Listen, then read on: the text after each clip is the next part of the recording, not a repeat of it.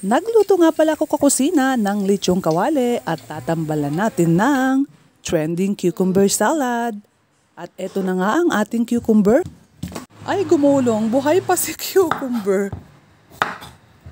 Babalatan lamang natin at hihiwain itong ating cucumber.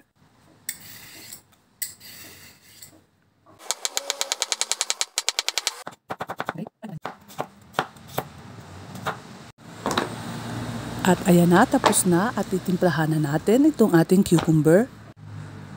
Gumamit lamang ako dito kakusina ng olive oil. Sesame oil, talaga namang said na at patak na lang talaga ang nagamit natin dito kakusina. Maggi Savor, sesame seeds, paminta, at honey na siyang magpapasarap dito sa ating cucumber salad. Naglagay din tayo dito ng parsley na galing pa sa ating munting paso kakusina.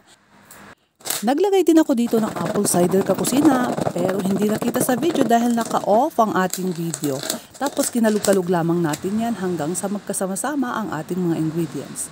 Ayan na kakusina, tapos natikman na natin itong ating cucumber salad. Super crunchy at saka napakabango ng sesame oil, o diba?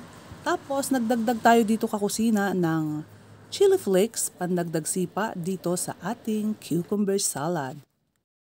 At ayan, ready na kakusina, kain tayo!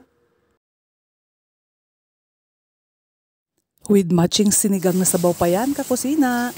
Thank you for always watching. Please like and share. Ciao!